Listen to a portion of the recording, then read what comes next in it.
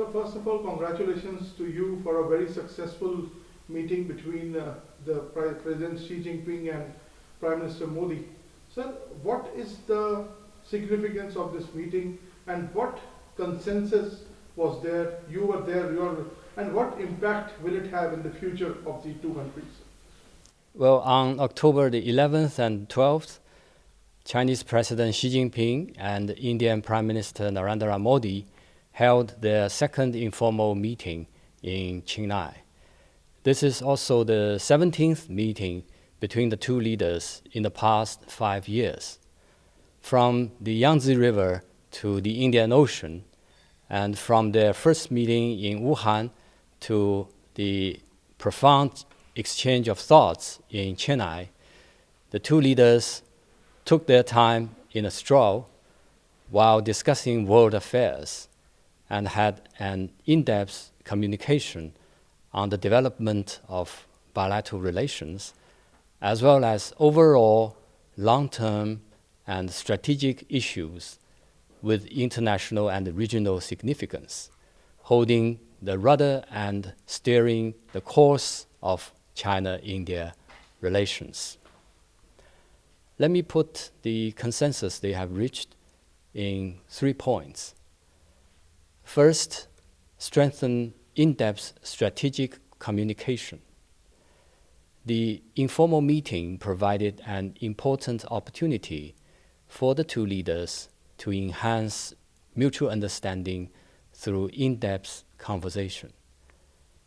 President Xi and Prime Minister Modi had a long and profound exchange of views. They talked about how China and India work together for their national independence and liberation, and jointly advocated the 5 principles of peaceful coexistence, and joined hands to realize the Chinese dream and the Indian dream. The leaders pointed out that the world today is now undergoing major changes unseen in a century. As the two most populous developing countries and major emerging economies, China and India are both at a critical stage of national development and national renewal, and thus enjoy huge cooperation potential and space. China and India relations go beyond the bilateral scope and have important and far-reaching strategic significance. China and India should be good neighbors living in harmony and good partners moving forward hand in hand. To realize the scenario of dragon and elephant dancing together is the only correct choice for China and India. The two sides should have timely communication on major issues, respect each other's core interests, gradually seek mutual understanding, properly manage, control, and address differences, and prevent differences from evolving into disputes. The two countries should help each other to accomplish their respective goals and brightening up each other. President Xi invited Prime Minister Modi to China for another meeting, and the two leaders also agreed to continue their strategic communication, including in the form of informal meetings. The second consensus is to promote win-win cooperation in various fields. The two leaders point forward specific goals and clear ideas on deepening and expanding practical cooperation. They decided to establish a high-level economic and trade dialogue mechanism and strengthen alignment of economic development strategies, explore the establishment of a manufacturing partnership, and promote balanced and sustainable growth of bilateral trade. They agreed to expand China-India Plus cooperation, advance regional connectivity, and work with other parties to conclude the Regional Comprehensive Economic Partnership, or the RCEP, at an early date. In the face of rising unilateralism and protectionism, the two sides agreed to strengthen coordination within the framework of multilateral mechanisms such as the G20, BRICS, Shanghai Cooperation Organization, and China, Russia, India cooperation, etc., to uphold multilateralism and the multilateral trading system, and to promote the conclusion of an open and inclusive trade arrangements. And third consensus is to promote exchanges and mutual learning among civilizations. Accompanied by Prime Minister Modi, President Xi toured the ancient monuments of Mahabalipuram, a heritage site of Indian civilization. Prime Minister Modi himself introduced the monuments from Bodhidharma to Shaolin Zen Buddhism. The two leaders traced the origins of the mutual learning between Chinese and Indian civilizations and conceived a blueprint for bilateral people-to-people and cultural exchanges and dialogue. The two sides agreed as important contemporary civilizations with time-honored traditions, China and India should conduct exchanges and mutual learning in a wider range of areas and at a deeper level, so as to enhance the understanding of the two peoples about each other's culture, promote dialogue and exchanges between different civilizations, and usher in new chapter of glory for Oriental civilizations. The two sides also agreed to make the year of China-India culture and people-to-people exchange in 2020 a full success and hold 70 activities to celebrate the 70th anniversary of China-India diplomatic relations. Fujian province and the Quanzhou city of China will enter into sister province and city relations with Tamil Nadu and Chennai of India.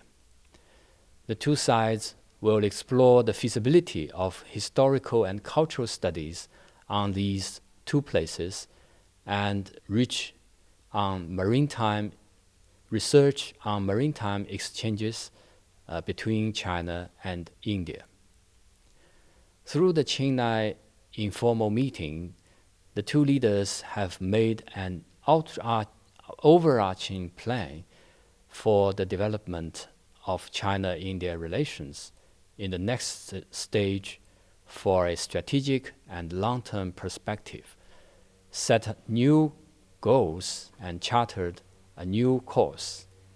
And going forward, the two sides should take the leaders' consensus as guidance and ensure the accurate transmission and solid implementation of the consensus. We should go beyond the model of differences management, actively shape bilateral relations, and accumulate positive energy. We should enhance exchanges and cooperation and promote convergence of interests and open up new prospects for China-India cooperation. Sir, what about the trade deficit? Was there a discussion on this subject? And what are the views of the two leaders on this subject? Because there is a lot of concern in India about the growing trade deficit between the two countries. Well, during this informal meeting, the leaders of the two countries had an extensive communication on the topics of practical economic cooperation, including the common vision and goals of each country's economic development and the alignment of their development strategies. Of course, they also touched upon the issue of trade imbalance, which is of concern to the Indian side. Both sides agreed that the simultaneous development of China and India has brought good opportunities to each other. To further deepen economic cooperation, the two sides decided to establish a high-level economic and trade dialogue mechanism to strengthen bilateral trade and investment cooperation and better promote the balanced development of bilateral economic and trade cooperation. India thanks China for increasing imports of Indian rice, sugar, and other products, and welcomed more Chinese enterprises to invest in manufacturing and other industries in India. China also welcomes Indian companies to invest in IT and pharmaceutical industries in China. The two sides also pledged to encourage mutual investment in potential areas by exploring the establishment of a manufacturing partnership. The two sides also agreed to work together to conclude the negotiations on a mutually beneficial and balanced RCEP as soon as possible. On the eve of the informal meeting, the signing ceremony of China-India trade projects, jointly hosted by the Chinese Ministry of Commerce and the Indian Ministry of Commerce and Industry, was held in Delhi. Companies from the two countries signed 128 trade agreements worth over $3 billion involving minerals, chemicals, agricultural products, pharmaceuticals, and other products on which India enjoys competitive advantages. In a word, China is ready to work with India for economic and trade cooperation with higher quality and at a higher level. Bilateral relations were discussed in the meeting between the two leaders, but also some world affairs and also regional issues came into discussion. Can you throw some light into that, and what impact will this have on the regional and global trade? Well, the international situation now is undergoing major adjustment. As the two leaders have said, China and India shoulder increasingly important responsibilities in maintaining global stability and promoting development. In the 21st century, world peace and human progress cannot be achieved without the cooperation between China and India. To strengthen communication, coordination, and cooperation between China and India, and maintain steady progress of our bilateral relations, serves the common interests of both sides and is of positive and important significance to the region and the world at large. Both China and India are committed to building a peaceful, secure, and prosperous world, and share broad common interests in maintaining and promoting an inclusive international order based on international law, including in advancing reforms that reflect the new international landscape of the 21st century. Both countries believe that at a time when global trade practices and norms are being challenged, the multilateral rules-based trade system should be supported and strengthened, and the efforts should be made to continue to promote open and inclusive trade arrangements that benefit all countries. China and India have made important efforts in addressing global development challenges, including climate change and achieving the Sustainable Development Goals. Both are committed to combating terrorism in all its forms and call on all the countries to strengthen international cooperation in fighting terrorism. The informal meeting strengthened communication and coordination between China and India in international and regional affairs. Both sides agreed to step up cooperation and coordination under the framework of multilateral mechanism and safeguard the common interests of the developing countries. We need to uphold the international system with the United Nations at its center and the law-based international order, uphold multilateralism and the multilateral trading regime, and jointly cope with global challenges. Closer cooperation between China and India will have an important and positive impact on the building of a fair and equitable international order. Both China and India are major countries with important influence in the region. The two leaders had an in-depth communication on regional situation. China stressed that it sincerely looked forward to good relations between China and India, China and Pakistan, as well as India and Pakistan. We hope to see countries in the region join hands in promoting regional peace and stability and realizing development and prosperity. The Chinese side also put forward its proposition on promoting cooperation under the China-India Plus mechanism. That is to extend the cooperation model to other countries in South Asia, Southeast Asia, and Africa on the basis of China-India plus Afghanistan cooperation. China proposes that China and India play a leading role in regional interconnectivity and work to build a more open connectivity network. Some differences in the relationship between India and China, including the boundary question. How should the two sides handle these differences, and how do you see the prospect of resolution of the boundary questions? China always believes that China and India should correctly view their differences and never let the differences dim the overall situation of bilateral cooperation. At the same time, the two countries should gradually seek understanding through communication and constantly resolve their differences.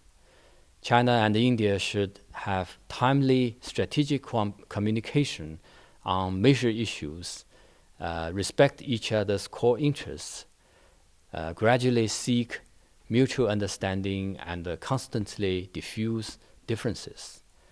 The Indian side also agreed that the two sides should take account of each other's major concerns, properly manage, control, and address differences, prevent differences from evolving into disputes, and develop a closer partnership and usher in a new era of India-China relationship. During their meeting, the two leaders exchanged views on pending issues, including the boundary question. They welcomed the work done by the special representatives and instructed them to continue their efforts to seek a mutually agreed framework based on the political parameters and the guiding principles for the settlement of China-India boundary question reached in the year 2005, and work together to find a fair, reasonable, and mutually acceptable solution to the boundary question. The two leaders reaffirmed the two countries' commitment to peace and tranquility in the border areas and agreed to have more confidence-building measures and carefully control and manage the differences. The two sides also exchanged views on raising the level of military and security exchanges and cooperation, and decided to put military-to-military relations on the right track of enhancing mutual trust, dispelling doubts, and friendly cooperation. Of the meeting, can you give us a first-hand account? Well, as the Chinese ambassador to India, I'm very much honored to be part of the Chennai informal meeting.